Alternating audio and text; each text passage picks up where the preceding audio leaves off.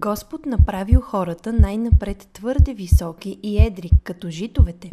Дип се пънелил капините и Господ за това създал друг род хора, ниски, но и този род не можал да хароса.